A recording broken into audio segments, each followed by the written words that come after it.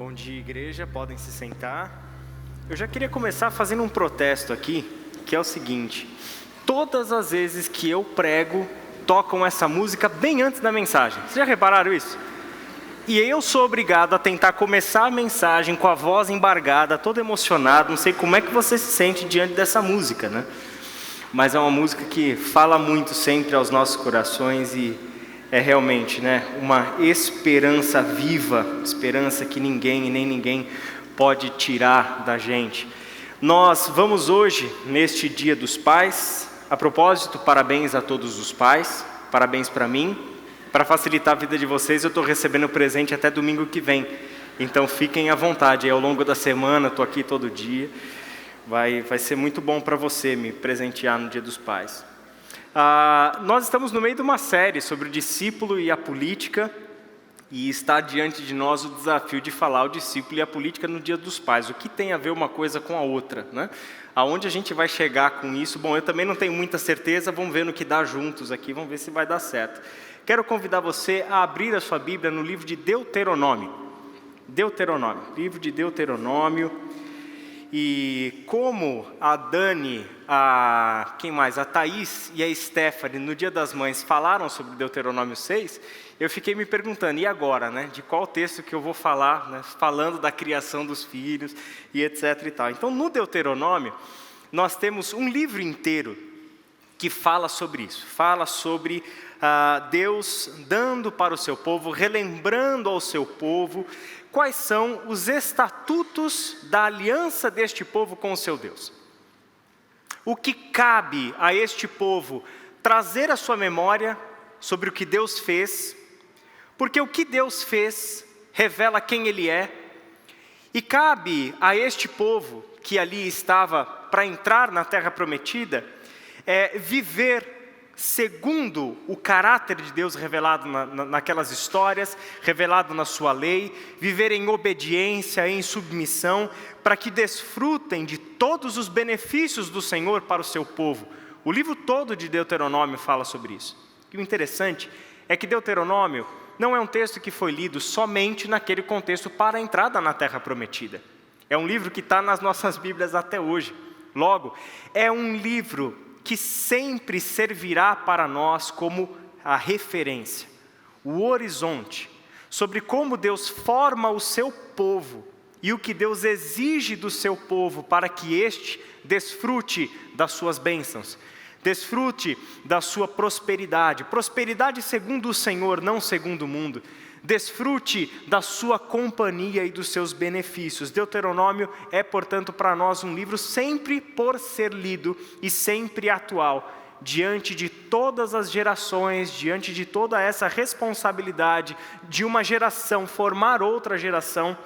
Deuteronômio é um texto que precisa voltar ao nosso horizonte. Por isso que eu gostaria de, neste domingo, falar com vocês, debaixo do tema do discípulo e a política, sobre a formação dos cidadãos e das cidadãs do reino de Deus.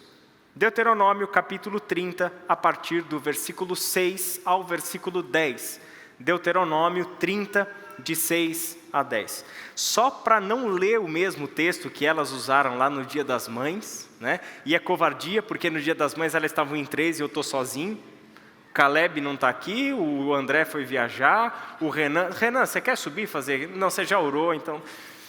Deuteronômio capítulo 30, do versículo 6 até o versículo 10, nós lemos o seguinte: O Senhor, o seu Deus, dará um coração fiel a vocês e aos seus descendentes, para que o amem de todo o coração e de toda a alma e vivam. O Senhor, o seu Deus, enviará então todas essas maldições sobre os inimigos que os odeiam e os perseguem. Vocês obedecerão de novo ao Senhor e seguirão todos os seus mandamentos que dou a vocês hoje.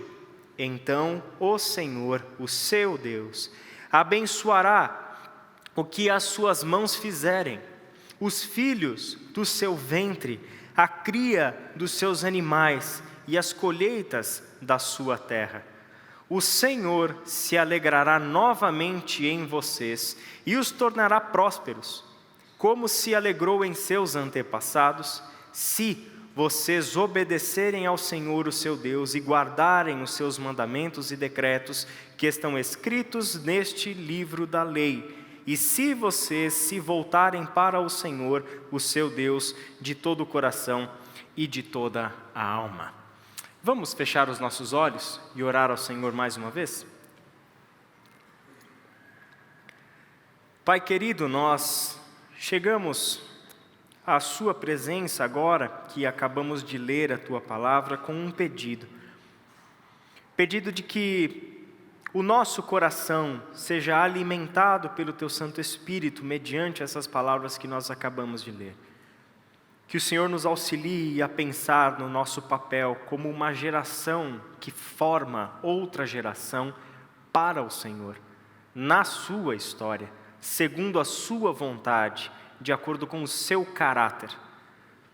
Pai amado, que todos nós aqui, especialmente neste domingo, pais, vejam, Senhor, neste texto a sublime vocação que o Senhor nos deu, a responsabilidade de ensinarmos uma geração a amar o Senhor de todo o coração. Pai amado, que ao mesmo tempo que a sua palavra nos traz o consolo, o alento, traga, Senhor, também para nós a confrontação, a correção dos caminhos. Porque tanto em uma coisa como na outra, nós recebemos a tua graça. A graça de termos os nossos caminhos corrigidos para vivermos de acordo com a sua vontade. A graça de sermos abraçados pelo teu amor e pelo teu cuidado, trazendo à memória os teus muitos benefícios. É assim que nós oramos, Pai, em nome de Jesus. Amém. Antes de falar um pouquinho sobre esse texto, eu quero situar isso daqui dentro daquilo que nós temos feito ao longo desta série, que começou com a pregação do Caleb no domingo passado e que se estendeu ao longo da semana com as devocionais que você recebeu pelo aplicativo da Ibaviva ou pelo aplicativo onde você ouve podcast, Apple Podcast, Google Podcast, Spotify e assim por diante. O Luiz Riscado, então, durante a semana nos ensinou sobre a aproximação deste assunto da política, como que a Bíblia enxerga esse tema, e trabalhou a partir de 3 conceitos fundamentais. São eles os seguintes: política, poder e reino de Deus. Sobre política, a gente viu que existem 2 sentidos, a partir do qual a gente enxerga a política. O primeiro é um sentido mais abrangente. E o sentido mais abrangente é justamente o exercício da cidadania. É a nossa participação na vida da cidade. Política tem isso na sua própria etimologia, né? Tem a ver com a polis, os caminhos da polis, cidade, portanto, em grego. Tem a ver com aquilo que nós discutimos sobre quais são as necessidades, quais são as soluções, quais são os melhores caminhos, os melhores passos, para juntos chegarmos a um acordo sobre por onde nós, como cidade, queremos ir. O Caleb nos ensinou na semana passada que, desta perspectiva mais abrangente de política, você vê a política na própria visão da Ibaviva.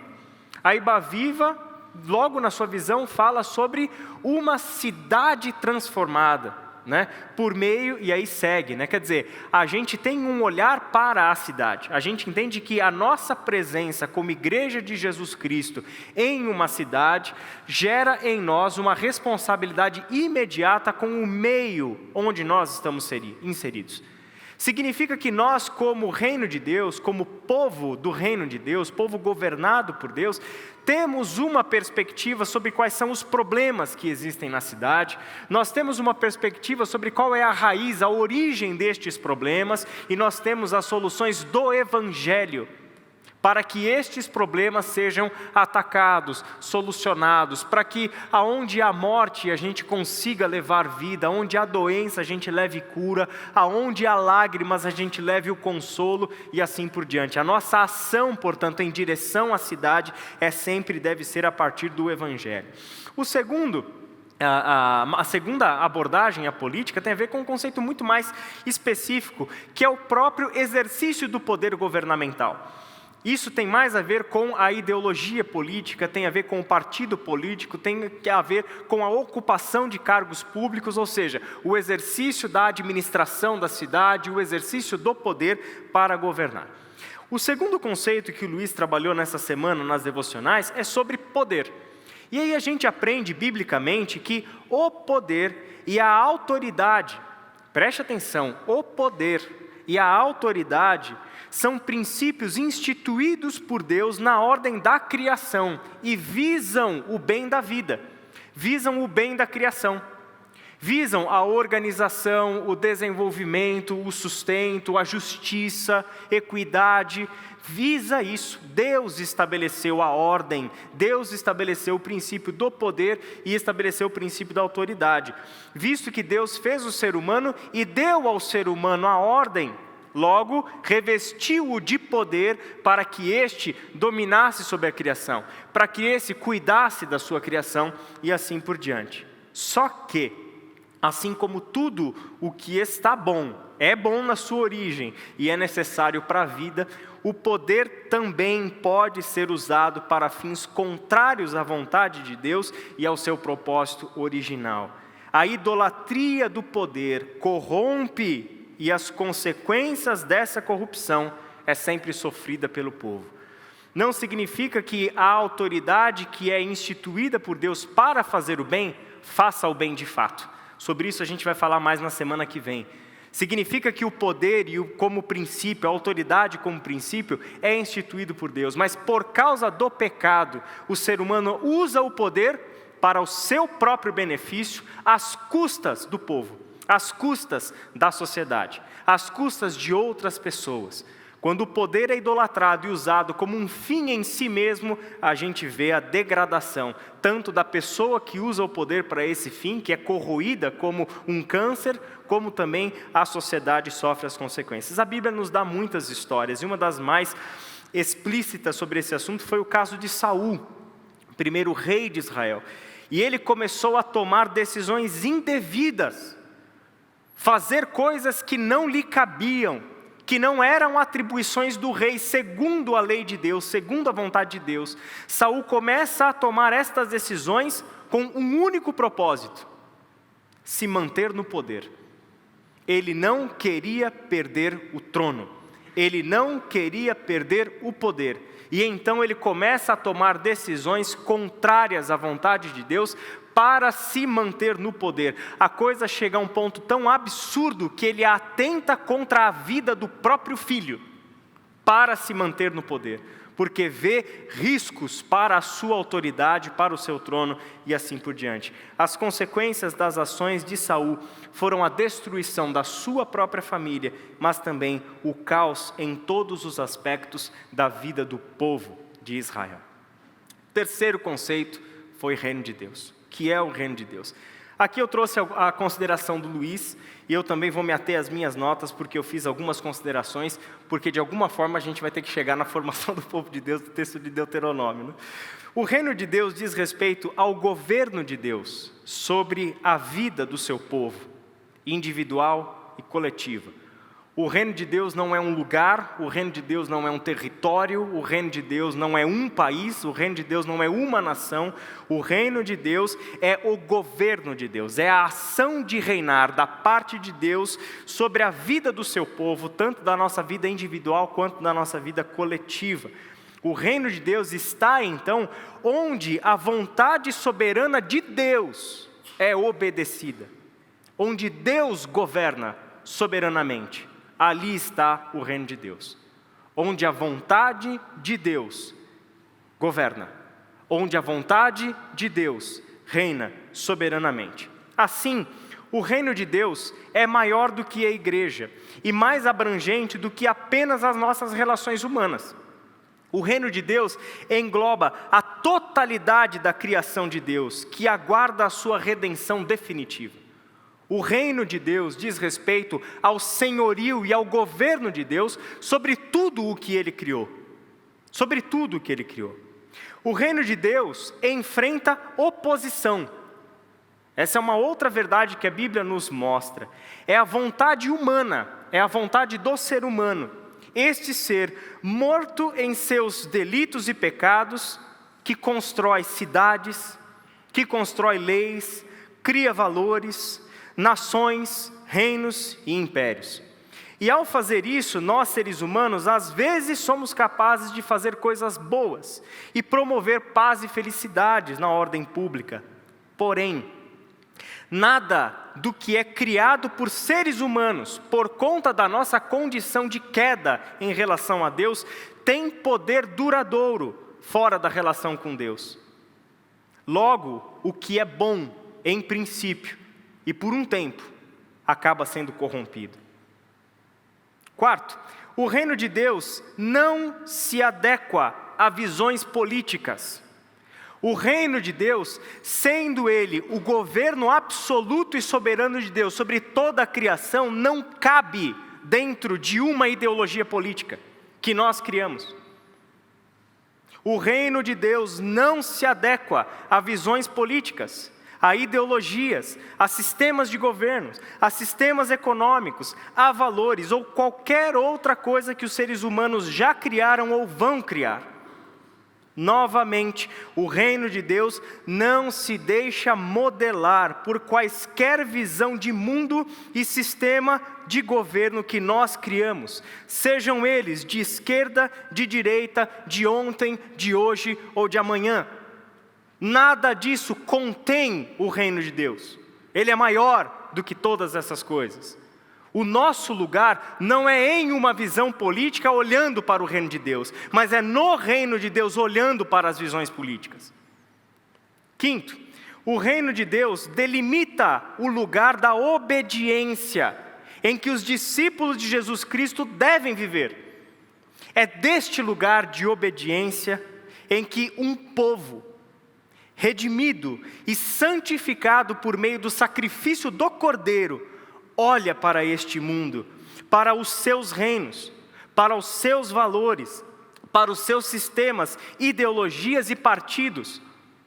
É do lugar da obediência ao rei que este povo prostrado olha para os líderes governamentais, olha para os seus discursos, e do lugar de obediência a Deus, julga tudo aquilo que vê, discerne tudo aquilo que vê.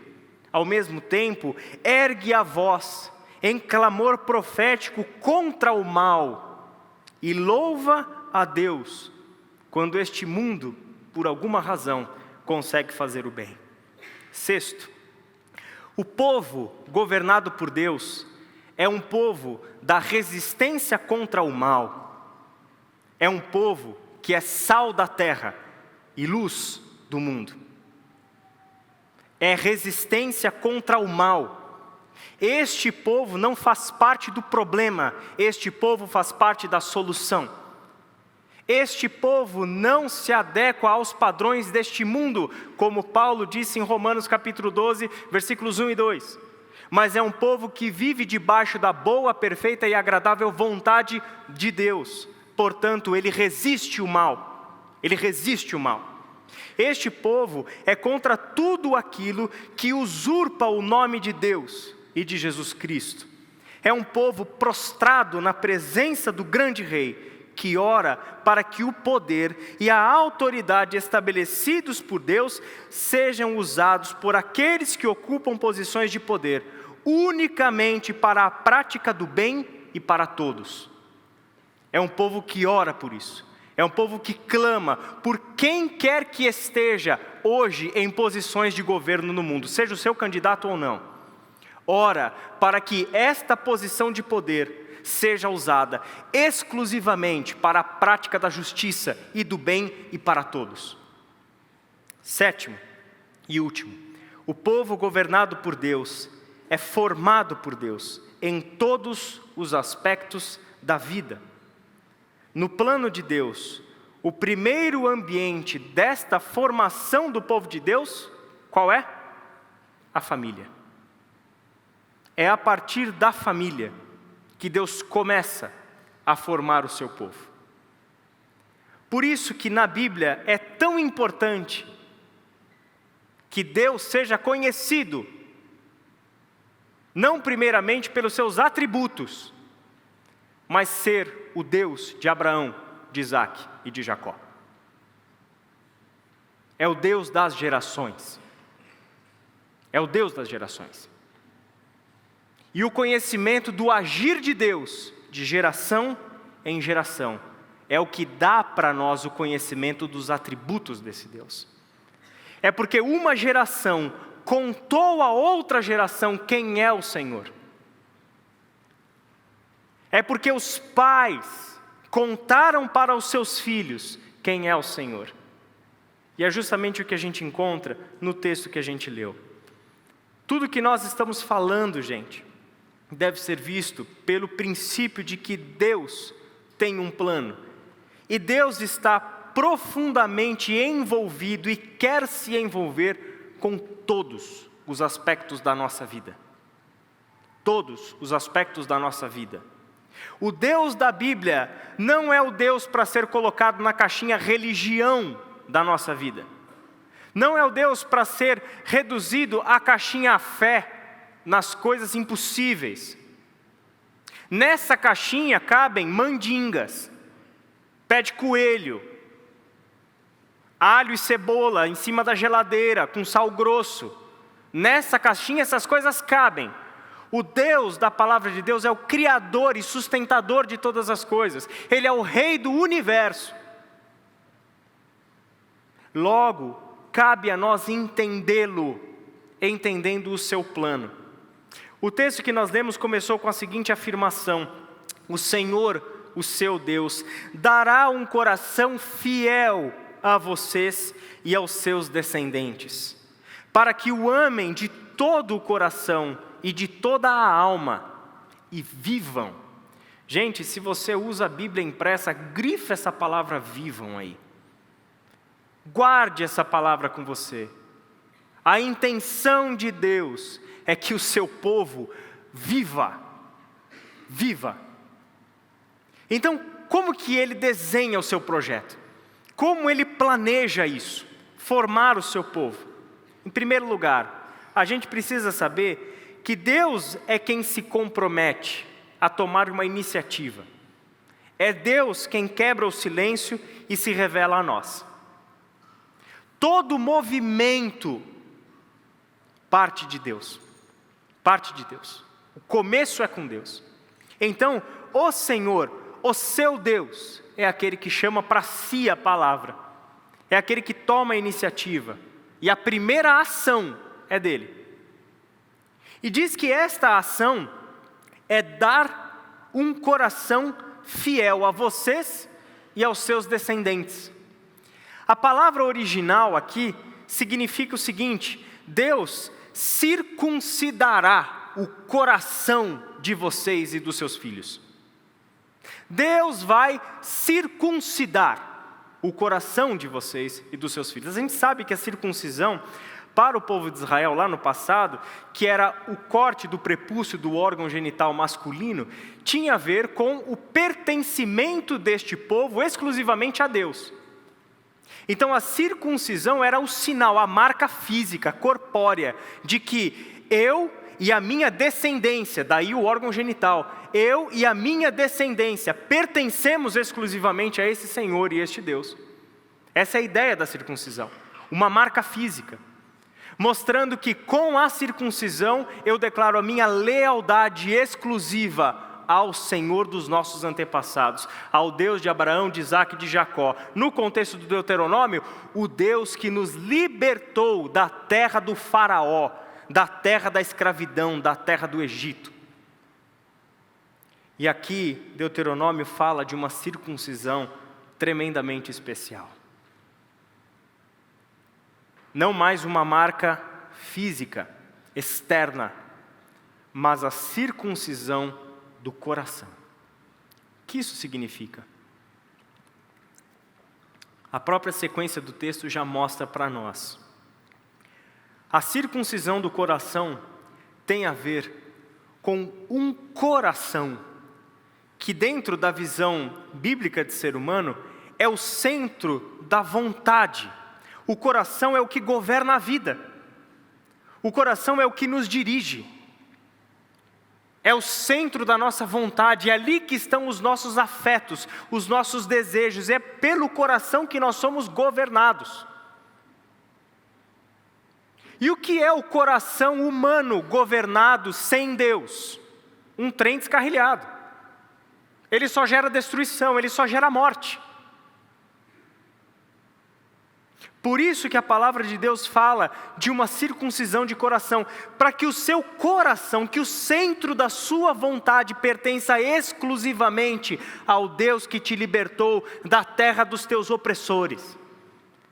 Pertença exclusivamente ao Deus libertador, não só o seu, mas da tua descendência, dos teus filhos, das tuas filhas, para que estas gerações amem o Senhor de todo o coração, de toda a alma, e que vivam.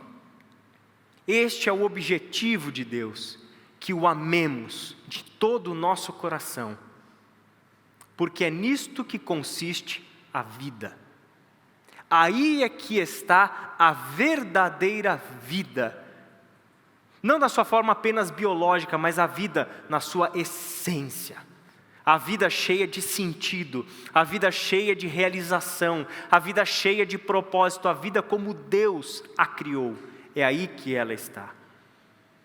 Paulo, em Colossenses 2, entende muito bem o que isso significa e como Deus fez isso. Ele disse o seguinte: em Cristo vocês foram circuncidados, não por uma operação física, e sim espiritual, na qual foi removido o domínio de sua natureza humana. Em Cristo, Deus circuncidava o nosso coração. Em Cristo, Deus nos levava a real e perfeita comunhão, lealdade e submissão àquele Deus que com Jesus nós aprendemos a chamar de Pai. Outro texto, Deuteronômio 6, de 4 a 9, começa assim: ouça, ó Israel, o Senhor, nosso Deus, o Senhor é único. Ame o Senhor, seu Deus, de todo o seu coração, de toda a sua alma e de toda a sua força. Guarde sempre no coração as palavras que eu hoje lhe dou. Eram estas as palavras do Shema Israel, a ideia de que os pais, desde este ambiente familiar, têm uma responsabilidade mais importante e primeira do que a responsabilidade de prover para os filhos. Isso é uma responsabilidade que a gente aprende com o mundo, não é verdade? Nós, como pais, temos a responsabilidade da provisão. Temos que ser pessoas que trabalham, que ganham honestamente o seu dinheiro, que administram bem o seu dinheiro segundo os princípios da palavra de Deus, e com isso nós provemos para os nossos filhos, para a nossa família. Isso faz parte. Pensarmos no futuro dos nossos filhos, na escola que a gente vai pôr, termos uma poupança, termos recursos necessários visando o encaminhamento dos nossos filhos. Os pais estão envolvidos no processo também de educar os seus filhos em outros aspectos da vida. A sua formação como cidadão, como cidadã. Qual é o seu papel dentro da sociedade? Como você deve se relacionar com os outros? Como que você deve encarar, por exemplo, as instalações e as instituições públicas? A nossa preservação, o nosso cuidado, a cordialidade, todas essas coisas que preparam uma pessoa para viver em sociedade. Isso tudo faz parte do papel do pai e a gente sabe disso. Só que nenhuma dessas coisas fazem sentido se elas não acontecerem dentro da esfera da obediência a Deus.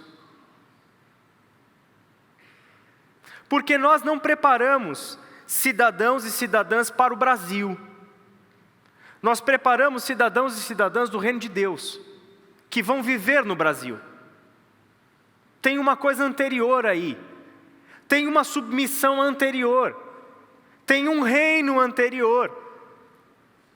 Como Caleb falou, todos os demais reinos, com as suas visões de mundo, com as suas visões ideológicas, com os seus princípios de administração econômica, de ordem social, tudo isso vem e vai embora, mas o reino de Deus permanece para sempre.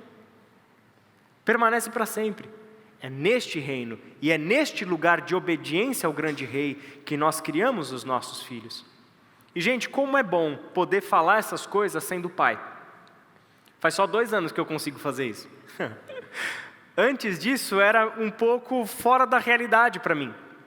Mas sendo pai eu encaro isso a partir da responsabilidade que eu tenho dentro de casa e todos os dias. E como pregador também, eu sou o primeiro a sentar nesses bancos para ouvir o que eu tenho a dizer. E vocês não sabem como tem sido difícil pregar sobre paternidade, sobre todas essas coisas, né? Sendo que o primeiro que tem a ouvir os puxões de orelhas do Senhor sou eu enquanto estudo o texto, né? O Caleb é todo perfeitinho, gente, mas eu sou cheio das minhas falhas. E aí a gente precisa levar vários puxões de orelha enquanto a gente prepara essas coisas. Porque quando a gente olha para todo este movimento de Deus, de formar para si um povo, da nossa responsabilidade, um Deus que quer a totalidade do nosso ser, um Deus que espera que o seu povo o ame de todo o coração, de toda a alma, de toda a força. Um Deus que com toda a existência do seu povo chama para si este povo para a relação com Ele. É um Deus que nos dá o seu plano, o seu projeto, o seu grande objetivo.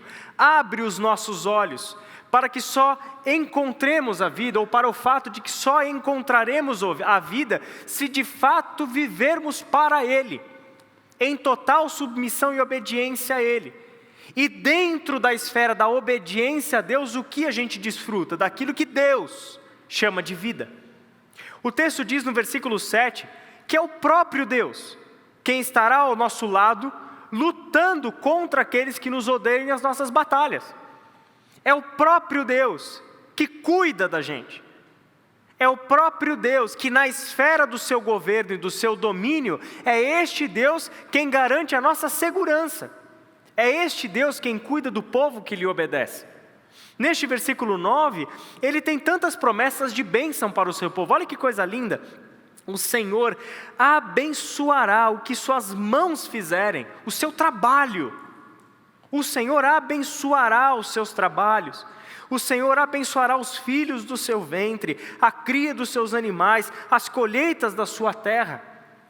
A sua vida estará debaixo da bênção do Senhor. O Senhor se alegrará novamente em vocês e os tornará prósperos, como se alegrou em seus antepassados.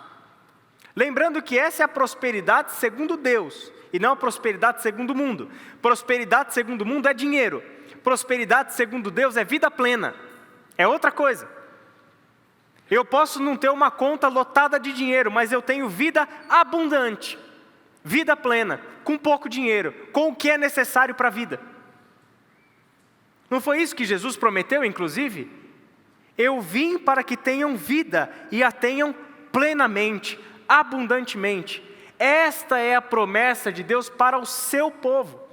E Ele precisa formar o seu povo dentro daquilo que Ele, Deus, na sua esfera de governo, chama de vida boa. E essa formação, meu irmão e minha irmã, é dolorosa. É dolorosa. Se você tiver um tempinho essa semana, porque os áudios do Luiz, você já viu. Cadê o Luiz? O Luiz está por aí? Porque aí eu posso falar mal. Natasha, ele não está aí? Ah, então vou falar mal dele agora. Os áudios do Luiz são meio longos, né, gente? Tem uns 20 minutos lá. Né? Aí ele coloca lá, Luiz, quais são os textos que tem que ler? Nas nossas devocionais, que a gente faz, são alguns versículos, que dá tempo de você fazer na devocional. Ele põe uns 35 versículos na devocional, e no áudio ele põe mais uns 40. Né? Então fica difícil acompanhar, mas se você tem feito esse exercício, eu tenho certeza que você tem aprendido muito. E aí agora o que eu estava falando, que eu já nem lembro mais. Agora eu me perdi, tá vendo? Foi fazer piada com os outros, se deu mal, se lascou. Né? A gente tem, em todo este processo de Deus dar para nós a vida plena, Deus formando o seu povo. E lembrei o que eu ia falar. Deuteronômio, capítulo 8, do verso 1 ao verso 5. É o mesmo texto, o mesmo livro. E este livro vai mostrar nestes versículos, nesses 5 versículos do capítulo 8, como que Deus forma seu povo. Esse texto é simplesmente fenomenal, gente, fenomenal. Porque dá as razões da travessia do deserto. Eu conduzi vocês pelo deserto. Vocês não caíram no deserto por um acidente, não foi sem querer. Eu, como um pastor conduzo o seu rebanho, fui eu que conduzi vocês pelo deserto. E não fez isso por um acaso, sem motivo. Eu sempre tive um plano para conduzir vocês pelo deserto. Eu fiz isso em primeiro lugar, e essas palavras são estranhas à nossa mente. Como um pai que disciplina o seu filho, eu conduzi vocês no deserto para saber as intenções do coração de vocês. Deus forma o seu povo, olhando em primeiro lugar, aonde está o teu coração. Eu preciso trazer à tona, eu preciso trazer à luz aquilo que verdadeiramente hoje controla a sua vida. Porque se Ele é o Deus das gerações, Ele precisa que uma geração ensine a outra geração, de fato, o que é andar com Deus. E eu não tenho como fazer isso, sendo governado pelo meu próprio coração, pelos meus ídolos. Eu preciso ser governado por Deus. E para ser governado por Deus, é o longo e duro processo da lapidação, da disciplina do Senhor. E aí Ele leva a gente para o deserto. Deserto já é a imagem da situação limite.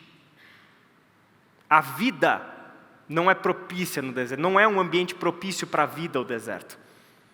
O deserto é o lugar dos perigos, onde a vida está constantemente debaixo de riscos. Então Deus conduz o seu povo para o deserto. Ele quer discernir o coração, Ele quer saber quais são as suas verdadeiras intenções, Ele quer saber se vocês vão ou não obedecer a Deus de todo o seu coração. E aí Ele lembra o povo o seguinte, olha, lembra que nessa travessia do deserto, 40 anos, 40 é o número de uma geração na Bíblia. Então uma geração na Bíblia dura 40 anos. Então, por uma geração eu conduzi vocês pelo deserto. E nenhuma geração anterior experimentou o que vocês experimentaram. Eu mandava o maná, eu mandava as codornizes, eu alimentei vocês. Para mostrar para vocês que nem só de pão vive o ser humano, mas de toda palavra que sai da boca de Deus. Lembra do que era o maná? Se você recebe o maná no dia, porque era o alimento diário, então Deus mandava o maná todos os dias. Se por alguma razão você ficava com medo de que no outro dia Deus não fosse mandar o maná, e você guardasse o maná, o que acontecia no dia seguinte? Aquilo lá estava podre, estava completamente estragado. O que Deus ensinava para o seu povo? A confiar. Se eu disse que vai ter alimento todo dia, vai ter alimento todo dia. Mas o que garante que vai ter o alimento todo dia? A palavra do Senhor. Você quer mais o quê? A palavra do Senhor é o que garante. Ela é a sua própria garantia. Se Ele diz que vai sustentar, Ele vai sustentar. E tudo aquilo que Ele se comprometeu em fazer, Ele faz. Esse é o Senhor. Mas o povo precisa aprender a confiar. E aprender a confiar é passar por essa caminhada com o Eterno. Deus lembra mais o povo, lá em Deuteronômio 8, diz que, olha, as roupas de vocês não se estragaram, as sandálias dos seus pés não se gastaram, os pés de vocês não incharam, 40 anos usando a mesma roupa e a mesma sandália. 40 anos, nada se gastou, nenhum pé inchado, porque o Senhor cuidou de vocês, para trazer a memória. E aí Ele fecha dizendo, assim como um pai disciplina o seu filho, assim o Senhor, o seu Deus, os disciplina. Assim como um pai forma o seu filho, assim o Senhor os forma, os disciplina. Eu nem vou entrar nos detalhes sobre isso. O bom pai, a gente sabe, não é aquele que dá para o seu filho tudo o que quer na hora que quer. O bom pai não é aquele que protege os seus filhos dos confrontos da vida. Não é aquele que fragiliza o filho, tomando conta de absolutamente todos os aspectos da vida. O pai, segundo a Bíblia, é aquele que vai permitir, debaixo de alguma autoridade, debaixo de algum controle, que o seu filho se frustre com a vida, que sofra a dor, porque isto é a vida. E o Deus da Bíblia, eu tenho dito isso, não forma filhos mimados.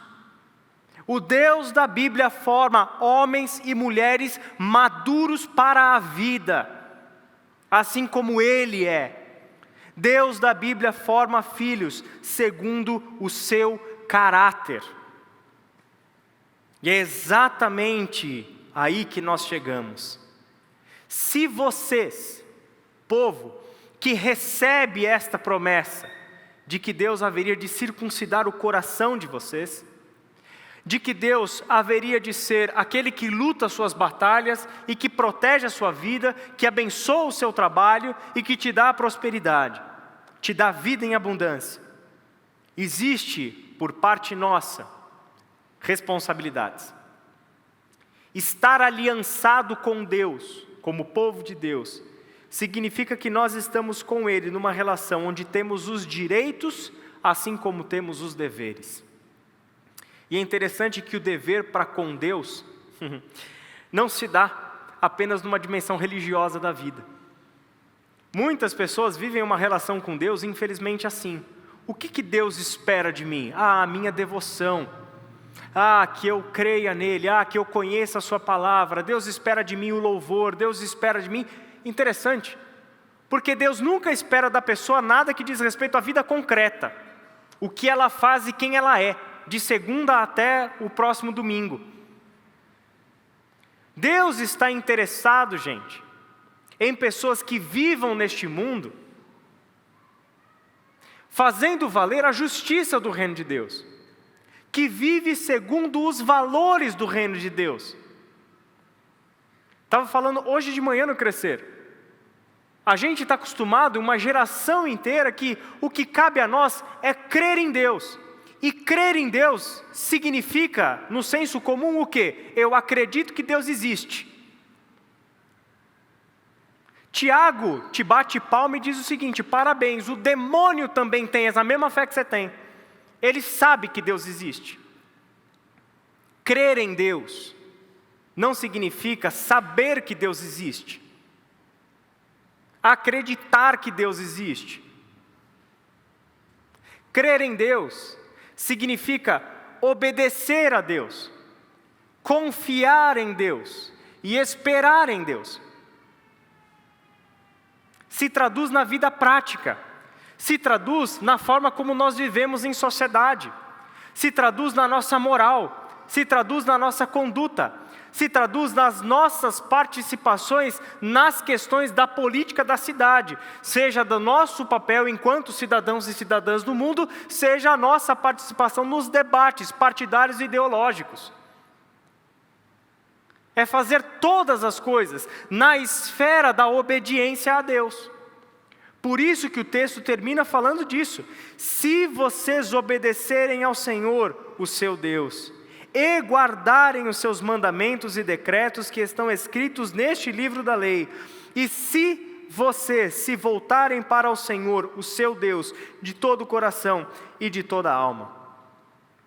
Deus não vai fazer a obra sem nós. Deus quer parceria, Deus quer gente andando junto. Então é interessante ver gente, uma geração inteira de evangélicos no Brasil, criada esperando de Deus bênção de prosperidade financeira, mas não quer andar com Deus. Quer extrair da relação de Deus benefícios, sem encarar os seus deveres. Sem encarar o que nos cabe como uma geração formando outra geração. Isso tem que ser alvo da nossa oração, da nossa reflexão, do nosso empenho, principalmente a nós hoje, pais. Que referenciais de homens nós estamos dando para esta geração? Eu já cheguei a uma conclusão que um monte de coisa que eu queria ver mudada na minha geração, os meus olhos não vão ver. Eu vou morrer antes. Por isso que o meu esforço já não é mais nem tanto para hoje, mas é voltado para a próxima geração.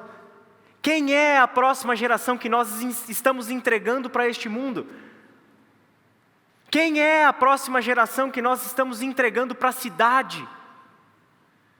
Quem é essa próxima geração?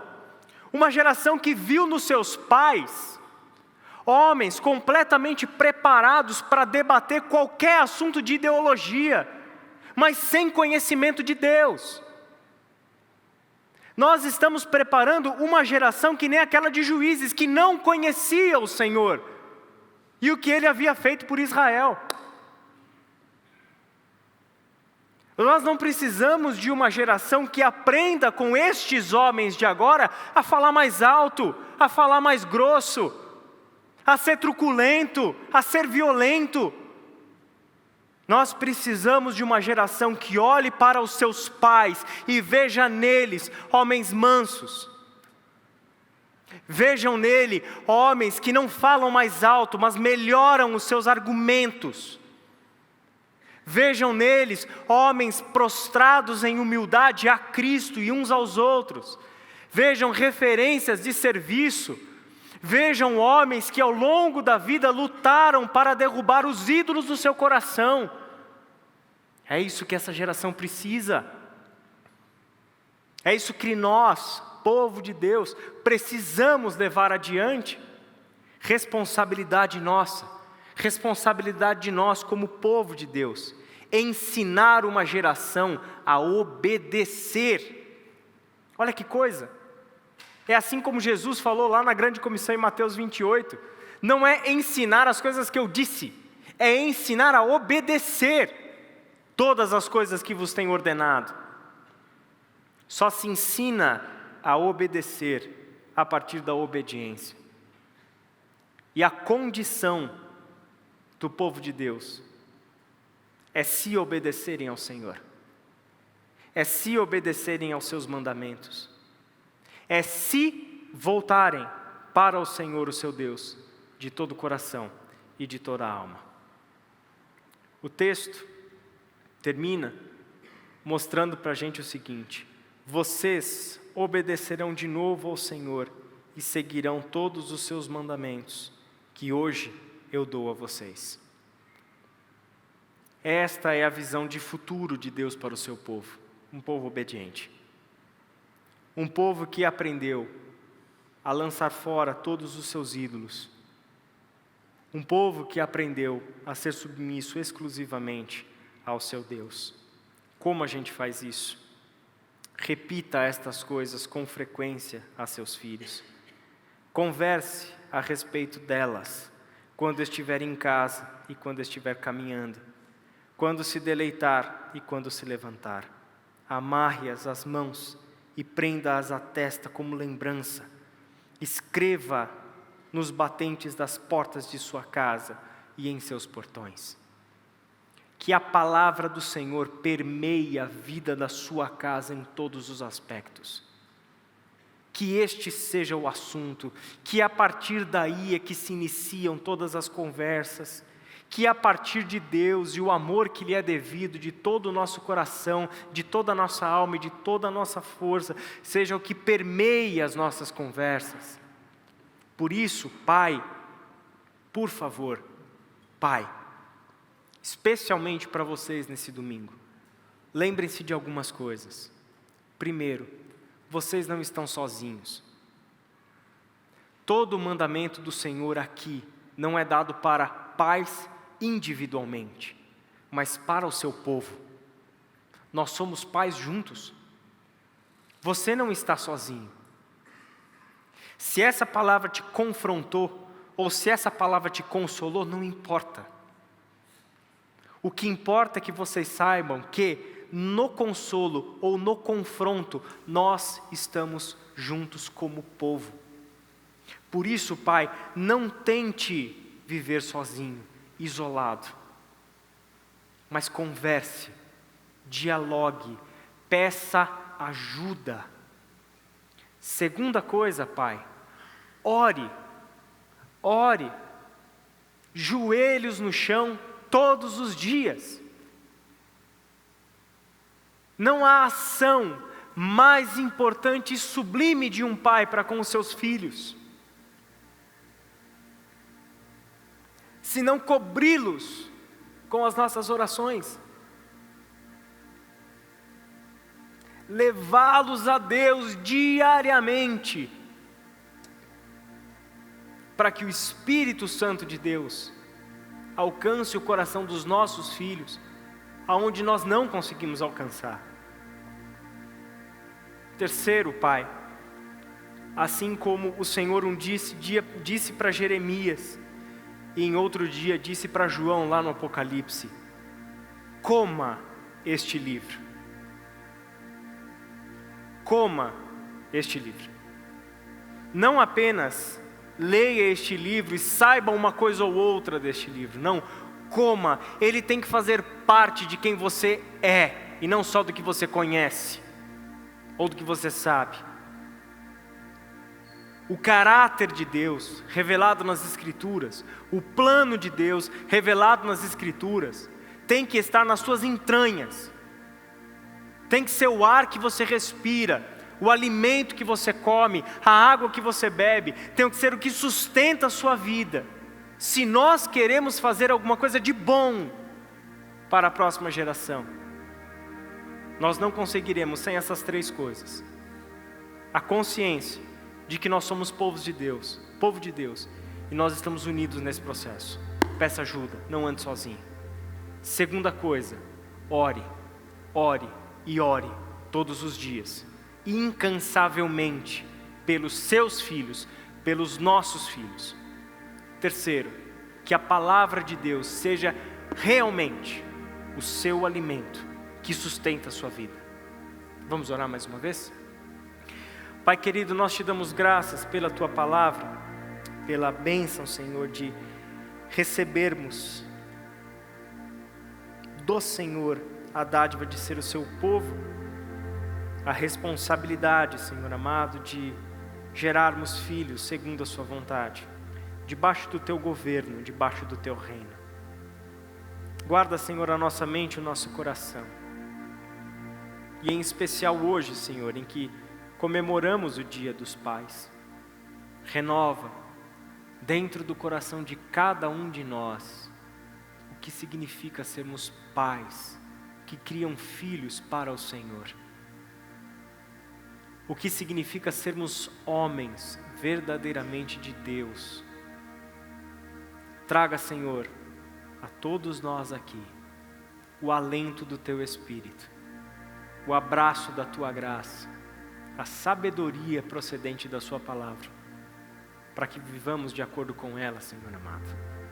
Para que os nossos filhos sejam bênçãos neste mundo. Para que os nossos filhos, Pai, estejam neste mundo ocupando o seu verdadeiro papel, agentes do reino de Deus. Ao mesmo tempo, Pai, oramos por tantos e tantos filhos e pais que vivem os seus conflitos, próprios deste mundo, próprios deste tempo. Pai amado, traga sobre essas famílias o teu bálsamo, traga sobre essas famílias a paz que excede todo entendimento e a serenidade, Senhor, para que façam conscientemente aquilo que podem fazer. Entregamos estes filhos nas tuas mãos, Senhor. Entregamos estes pais nas tuas mãos. Oramos pelo teu cuidado, oramos por conversão, oramos por cura, oramos por perdão. Pai amado, alcance os nossos filhos. Não permitam, Pai, de nenhuma maneira, que a mente e o coração deles sejam sequestrados por este mundo e os seus deuses, mas que eles vivam inteiramente a plenitude da vida que o Senhor deu para nós. Em nome de Jesus. Amém.